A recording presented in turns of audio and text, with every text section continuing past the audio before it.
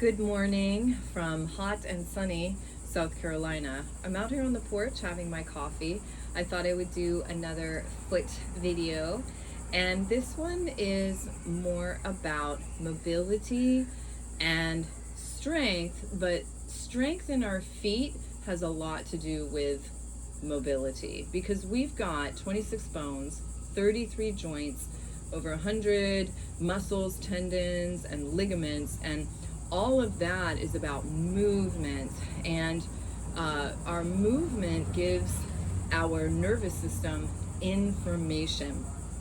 So if we're only moving our feet in a couple of different ways, which is typically what we do when we put on shoes, we're walking on pretty even surfaces, we lose all of that intelligence. So I invite you to take your shoes off and explore this with me. Now I've got a rug underneath me which I'm going to do something with. So if you're on a hard floor, just be a little nice to yourself, or you could grab a rug or a yoga mat and put that underneath. So we're going to start with touch. We want to wake up the skin. So we've got all of these nerve endings in our skin, in our more superficial layers of our tissues. So this kind of touch is very awakening. Now, of course, if you've got anything going on with your toes, that this doesn't feel good, do it to the degree that it works for you. Yeah, we never want pain that doesn't serve us.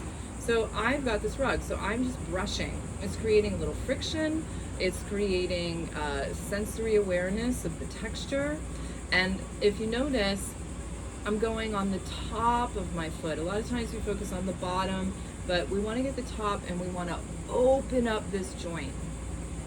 And let's do the other one. So just a little brush. And of course, we would take a lot more time with this, but I'm not going to for this video's sake because we'd be here for 20 minutes. And, do we have 20 minutes in our day? Maybe. But do we have 5? We can make that happen, right? So we're just getting all of this brushing. Now the other thing that's happening, we can go back to this other leg, is when we're doing this, can you notice how your leg is going in and out? So our foot, our leg, and our pelvic half all develop together.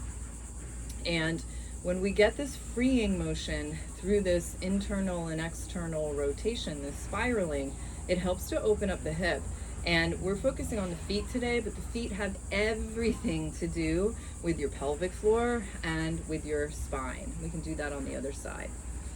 Now I would get, if I was working with you, I'd get a lot more specific. We'd look at, how things are moving and of course individualize things. So you can notice for yourself, do you have the same amount of internal, external on each side? We're not symmetrical, so we don't have to. We just want to notice things. And do we feel restriction? And we want to, maybe focus on that. And then we're just going to come back. We want to find the pelvic floor. So sitting up nice and tall, but not rigid. So take a few breaths and do your ribs move. Can you even feel that the pelvic floor is releasing and responding? Feet, pelvic floor, very connected. Pelvic floor, thoracic diaphragm. So our whole breath is connected to the feet. And this is a system of support. It's not always about our muscles. So now let's go to the toes. Could you, and you could do this with one foot at a time. We're going to do both just to kind of keep things moving. Can you lift your big toes? Just your big toes, and keep the other 4 toes down. And can you switch? And you might find that one of those is easier. We're just going to keep going back and forth. One of those might be easier than the other. One of the feet might be easier than the other. Let's just do one more of these. And then just returning down. Now we're going to do little foot waves. So I'm moving my feet out to give myself a little bit more room. So my feet are further out than my knees. You're going to lift up your toes. So you're right on the metatarsal of your foot, the ball of your foot. And you're going to try to spread your toes.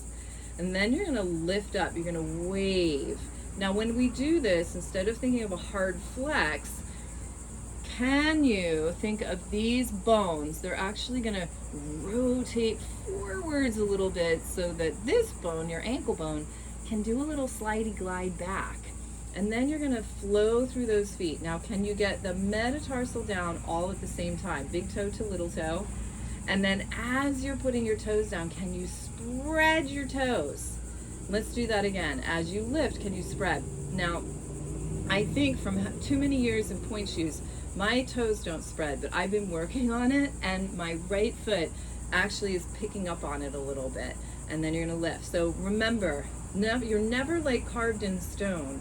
You always have a chance to progress and change and shift, and then opening. And it can be really fun for us, you know, to practice these things and gain new skills. Let's do one more of these. You're gonna lift, trying to spread the toes, and then you're gonna flow up, but instead of thinking hard pullback, think of those bones spiraling around so that there's a sliding and gliding in the ankle joint rather than a hard pullback, which is just gonna really kind of catch in the Achilles tendon back there. We wanna try to create a softness and space in our joints.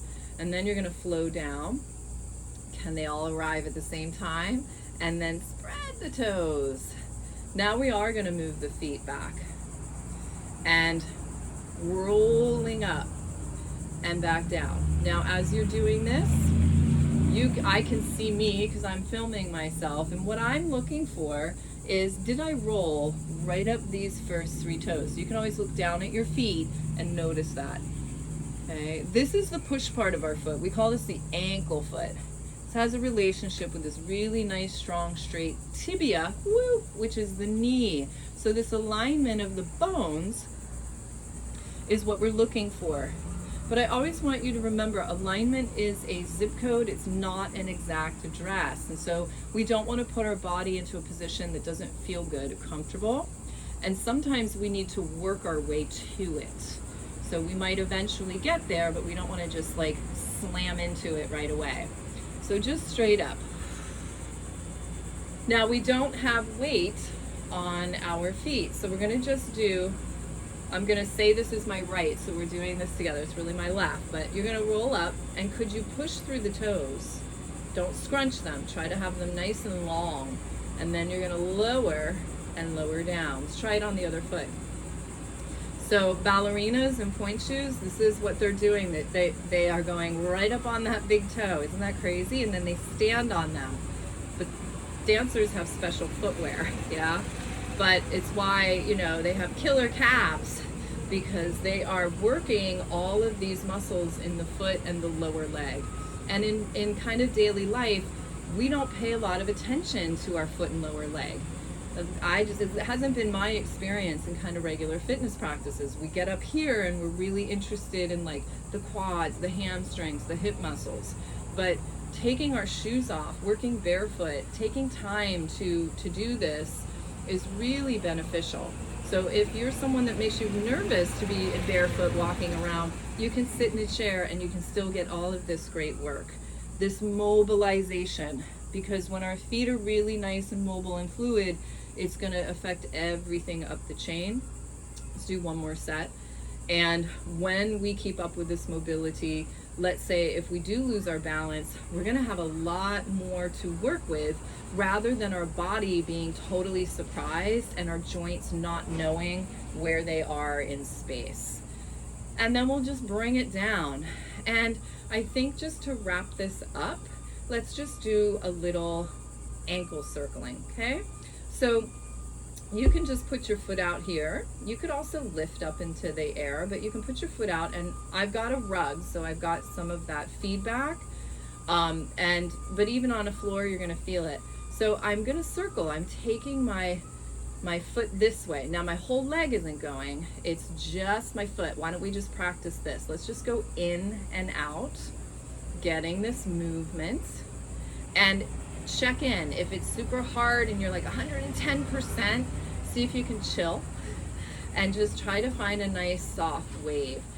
Working with your hands doing this can be helpful, because your hands have a lot more dexterity than your feet, because we use them much more this way. So your hand can kind of help your foot understand, like, look, it's just this nice soft waving.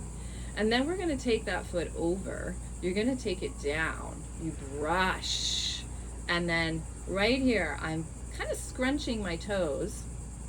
And then I want to fan the toes and come up and around. So we're pretty specific about the movements that we want to create, because we're really looking at this fine motor, this mobility work.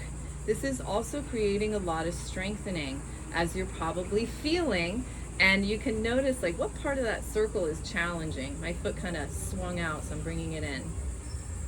Now we could do this in reverse, but that's making the video kind of long, so let's just do the other side. But these are so simple that, you know, you can always practice these. Wah! This side's so much harder. With the video a few times, and then you don't need the video. You can practice on your own. So we just brushed. Here's the hard one. Wow, this foot is like, what? When my right was like, no problem. And let's do 2 more. So we slide. We have these nice little grippy toes, and then I'm going to try to fan them up without my upper leg moving a lot. It's okay if it moves a little bit.